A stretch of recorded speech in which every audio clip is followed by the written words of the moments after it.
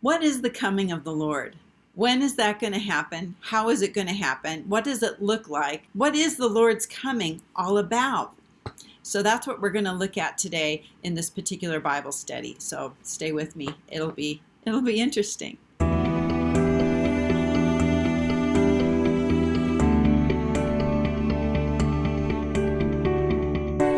What I do on this channel is Bible study. I look at the Bible, I take it apart, I put it together, I ask questions, I look at words, I do word studies, I try to place myself in the feet of people that I'm reading about. One of those phrases that people just sort of throw around, but they don't really know what it means. I think about like Princess Bride, and where the one little guy says something's inconceivable, and after a while they say, I don't think you know what that word means. And well, they're right, because he kept using the word in a way that was incorrect, because obviously the things that he was thinking were inconceivable actually were conceivable. So when we're doing Bible study, we don't want to use words incorrectly, and we don't want to think about them incorrectly. So when I talk about the coming of the Lord, everybody goes, oh, she's going to talk about the rapture. No, I'm not going to talk about the rapture. I'm going to talk about the coming of the Lord, because that's different. So what is the coming of the Lord? The word coming that we see translated in so many places, including Matthew 24 and 2 Thessalonians chapter 2 and 1 Thessalonians chapter 4, which, by the way, are all passages that we tend to apply to the rapture. Those are rapture passages, so-called. This word for coming actually is the Greek word parousia, and it simply means the arrival of a potentate, the arrival of a king, the appearance of somebody who is very important. So this is not talking about Jesus coming for people in a rapture. This is actually talking about when he's going to set up his millennial reign, when he's going to rule and reign this kingdom on earth, that Israel is going to be the big part of it. When is he going to start to rule and to reign? So this is the question that the disciples were asking Jesus in Matthew 24. It's talking about the end times. It's end time stuff. And so when believers who are waiting and hoping that we're going to be taken in rapture like any day, when they see the word coming, they just glom onto it and go, oh, this must mean, when is Jesus coming for me? When is he coming for us? Actually, that's not the case. That's not what's being talked about here. There's something else that's really interesting that's being talked about, though. And when we understand words in their context and in the cultural context, it makes a whole lot more sense, and we're going to actually get the right interpretation. So let's take a look at Matthew 24. We'll just look at the first 3 verses here. So Jesus left the temple and was going away when his disciples came to him to point out to him the buildings of the temple. But he answered them, you see all these, do you not? Truly I say to you, there will not be left here one stone upon another that will not be thrown down. And as he sat on the Mount of Olives, the disciples came to him privately. Tell us, when will this be? And what will be the sign of your coming and of the close of the age, or the consummation of the era? So the disciples were asking basically one question here, even though it's sort of couched in 3 questions. When will this be that the temple will be torn down? Okay, we're going to look at that in just a minute. And what will be the sign of your coming, or what will signal the fact that you're about to rule and reign? And of course, when you begin to rule and reign, Lord, that's the close of the age. I was thinking about this today, just thinking about this, and I was thinking, okay, so when the disciples heard Jesus say that the temple would be destroyed, there wouldn't be one stone left on top of another, how would they understand that? Would they think that's a good thing, a bad thing? What would be going through their mind as Jesus was saying that the temple was going to be destroyed? Well, most of us immediately jumped to 70 AD when the Romans came and destroyed Jerusalem and the temple. And we think about it as, oh, this is a terrible thing. This is really bad that happened. So no doubt the disciples had heard Jesus pronounce this, basically this lament on Jerusalem and how they rejected him. And because the Jews rejected Jesus, that the temple, their place, would be forsaken, that it would be desolate, that it would be torn down. Now, you have to understand the context of this. The triumphal entry of Jesus into Jerusalem had already happened. Matthew 21 tells us that that had already happened. The next thing that happened after Jesus' triumphal entry was he cleansed the temple. And I don't know why people call it cleansing the temple, because I'm not sure that anything was very clean after he was done with it, because he's throwing out the money changers, he's tipping over, driving out people, he's driving out animals, and he said, "It's written, my house shall be called a house of prayer, but you've made it a den of robbers." I mean, it was pretty terrifying. Jesus is in there, he makes this whip, and he drives out the money changers, okay, that are in the temple.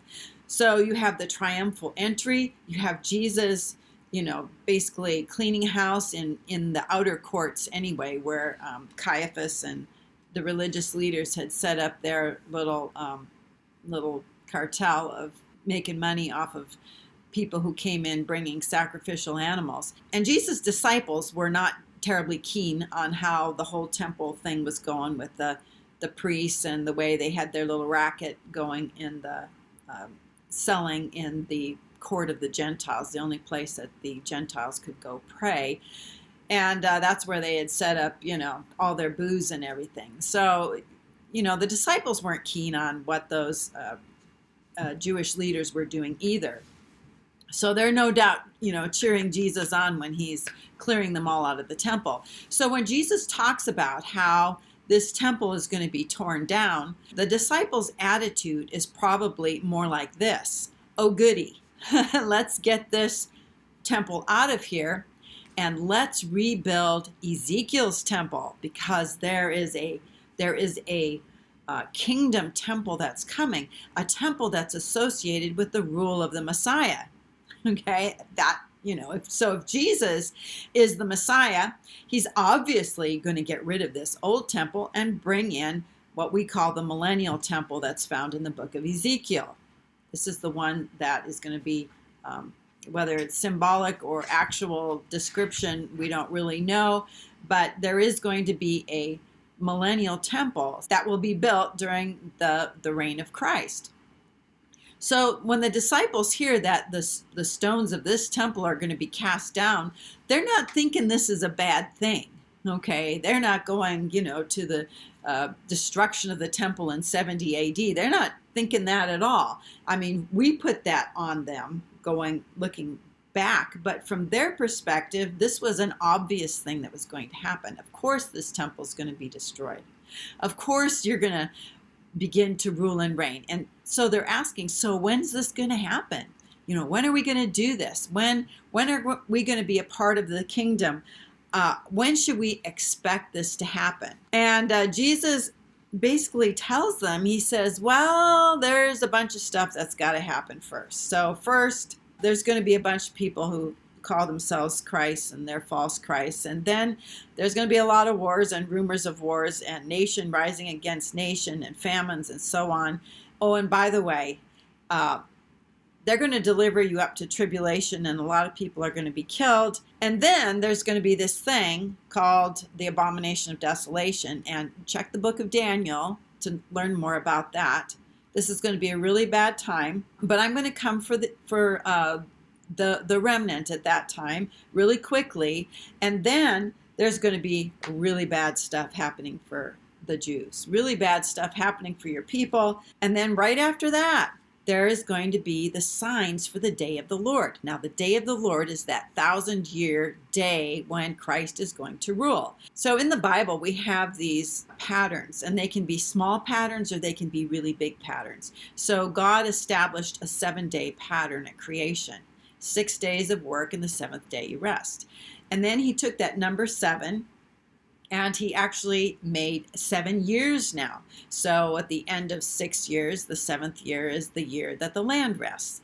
And then he took 7 of those sabbatical years and put them in another group that's a part of a Jubilee cycle. This pattern of getting larger and larger using the days, 7-day week as a pattern, actually extends into human history. So there are going to be 6,000 years of human history, and then on the 7,000th year, that's the day of the Lord. That's the Lord's day. That's the day of Christ. That's the Millennium. I don't know how many ways you want to talk about it. But we know that this day of the Lord lasts 1,000 years. And the day of the Lord will begin with a sign that's just going to come out of nowhere. And it's the sign of the sun going dark, the moon turning to blood or not giving its light. The stars are going to be shaken from the heavens. And then will appear the sign of the Son of Man. Then the tribes of the earth will mourn, okay? And that's kind of going back to what Jesus said about, you're not going to see me again until you say, blessed is he who comes in the name of the Lord. He says, and then you will see the Son of Man coming on the clouds of heaven. This is a quote from Daniel 7, with power and great glory, and so on and so forth. So there's all this really bad stuff that's going to happen. And after that really bad stuff, then Jesus is going to set up his kingdom. Okay, so the question that the disciples are asking here is, when are you going to come to rule and reign?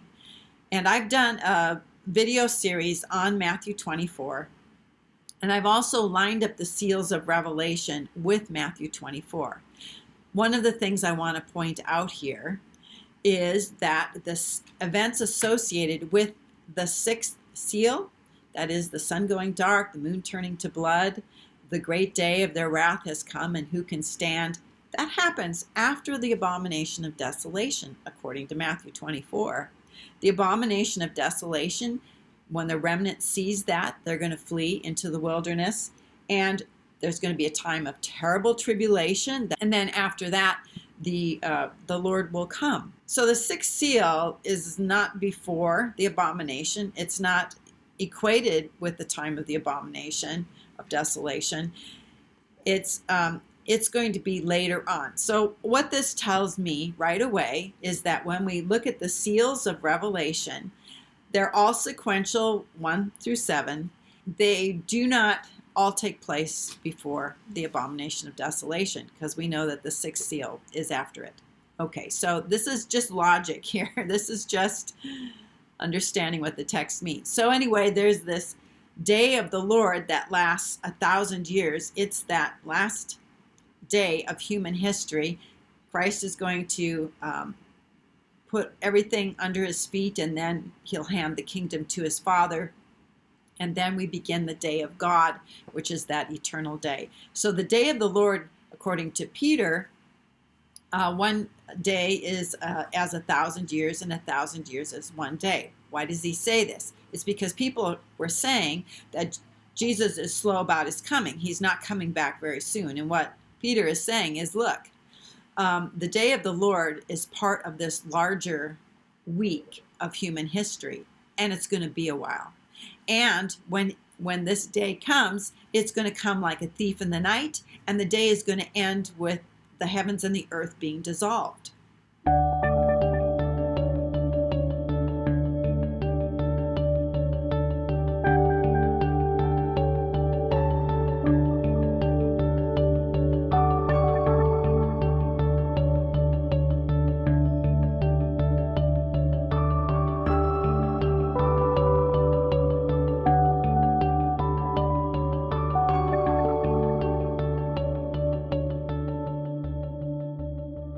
That's the day of the Lord, okay, is that 1,000-year great day. So Revelation chapter 6, when it's talking about the sixth seal and the wrath of God, it calls it the great day of the Lord has come. It's not just a 24-hour day, it's the great day. So we know that the 1,000-year millennial kingdom that comes in like a thief in the night, that comes in with wrath. Okay, I think it's the book of Amos. People were in his day the Jews were saying, oh, that the day of the Lord would come. Oh, we just want that millennial reign to start. Or they didn't know of it as the millennium, but they wanted the kingdom to be ushered in. And the prophet says, why would you want that? Don't you know it's a day of darkness and not light? A day of thick darkness. It's like you're trying to escape one thing and you run into something worse. That's the day of the Lord. It comes in with wrath. Okay, the wrath doesn't last very long. Okay, not very long at all. Be very short. And then the 1,000 years continues. Christ sets up his kingdom and rules on earth. It's really important that you actually put yourself into the mindset of the people who were living at the time. This is called the historical, cultural setting of the book. One of the things that we're just so tempted to do is read our own understanding of it into the passage. Like, oh, Jesus coming. He's coming in a rapture. No, he's coming to set up a kingdom that's going to have its own temple. This temple will have to be destroyed. Now, the other thing that I want to take a look at is there are people out there who believe that the 70th week of Daniel started when Jesus confirmed a covenant, and I totally agree there. I believe he did that. He put an end to sacrifice and offering. But then this theory believes that the last 3.5 years of Daniel's 70th week were also fulfilled with Stephen's death. Then the gospel went to the Gentiles, and so whatever happened here is over, and that the abomination of desolation was actually the destruction of Jerusalem and the temple in 70 AD. Okay, so this is where understanding details is really important. And what I want to do is look at sort of the parallel passage for Matthew 24, which is found in Luke 21. Basically, the same things are being asked here. In verse 5, and some spoke of the temple, how it was adorned with noble stones and offerings. And he said, that is, Jesus said, as for these things which you see, the days will come when there shall not be left here one stone upon another that will not be thrown down. And they asked him, Teacher, when will this be? And what will be the sign that this is about to take place?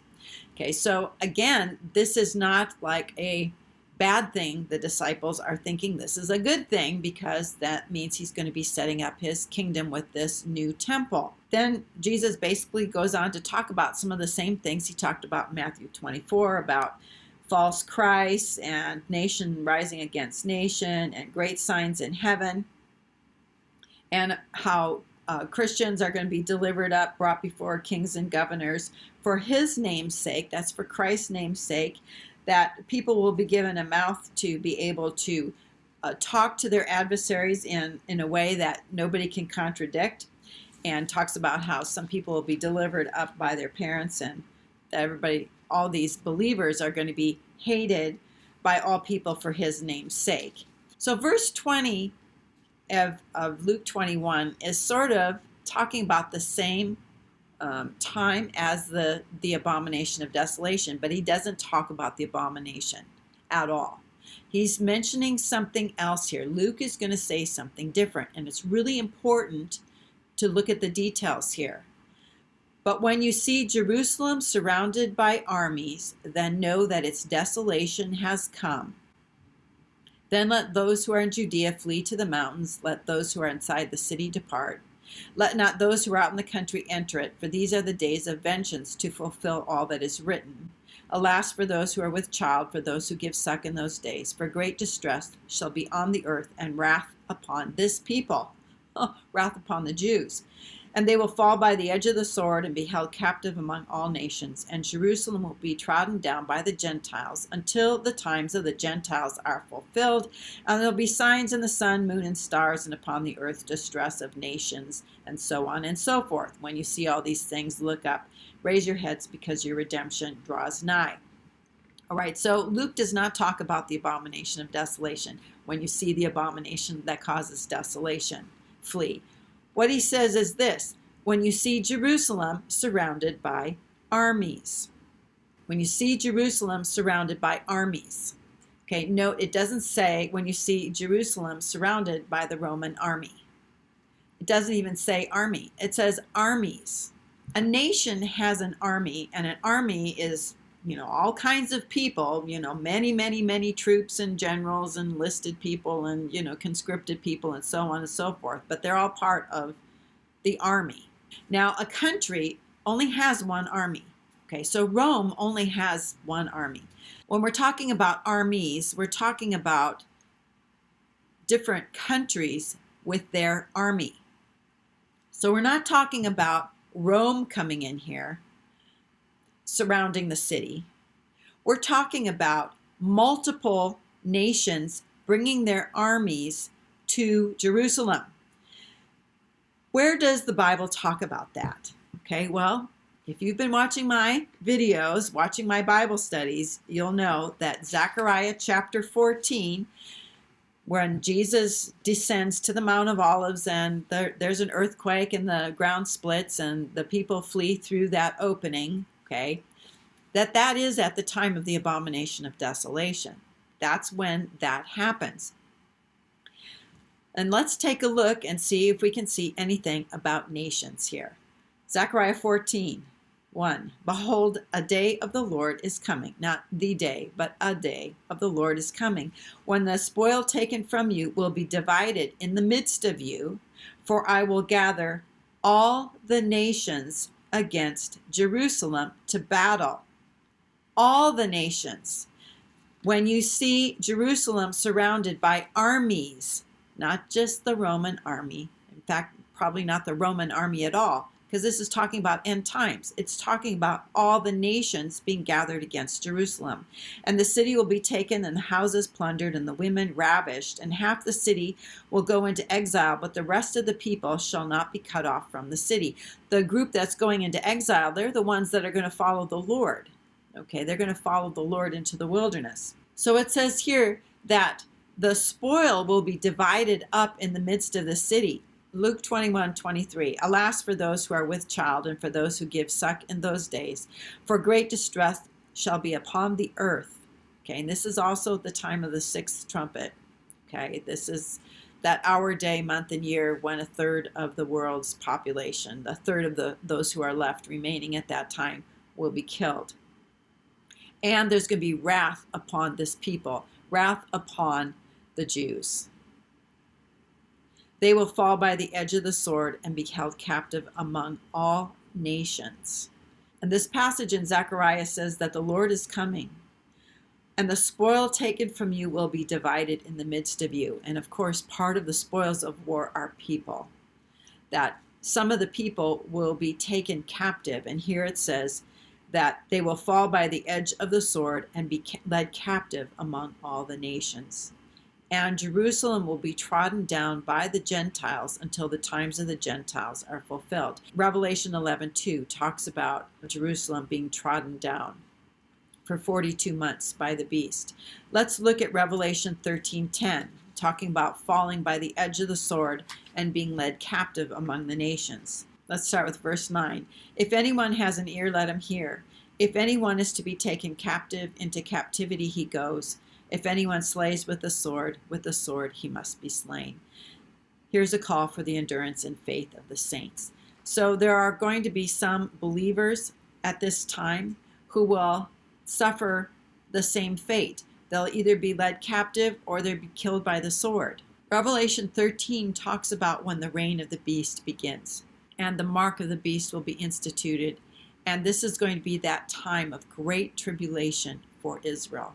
Jews are going to fall by the edge of the sword, so will Christians. Jews are going to be led captive, so are Christians, the believers who are living at that time.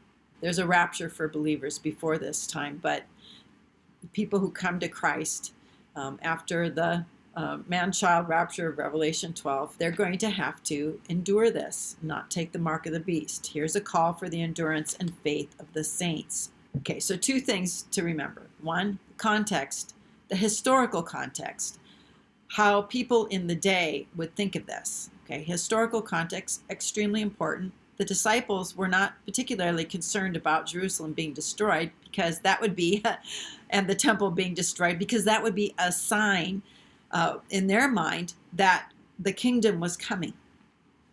The second thing is you got to remember what words mean. Words mean something. God chose specific words to communicate what he wanted to say. And the word coming of the Lord does not mean Jesus coming for people in a rapture. It means when he's going to set up his kingdom. That's his parousia. That's what it means. The third thing that we have to look at here is actually details. So Jesus said, when you see Jerusalem surrounded by armies, then know that its desolation is near. He's not talking about when Jerusalem was surrounded by Rome's army, a Roman army. Okay, they could be surrounded by the Roman army. That happened in 70 AD, but that's not what's being talked about in this passage. We're talking about armies, and there is coming a day at the same time as the abomination of desolation, same time as the sixth trumpet, when Jerusalem will be surrounded by armies from the nations. Not just one army, many armies from all the nations. And it's at that time that Jesus will split the mountain, the remnant of Israel will flee through, and they'll be kept safe in the wilderness for 1,260 days. Okay, so this is how you compare passage with passage. This is looking at the details. This is knowing what words mean. And this is trying to get a cultural and historical context for understanding the passage. All right, so let me know what you think, and we'll see you on another video. Till then, have a blessed day.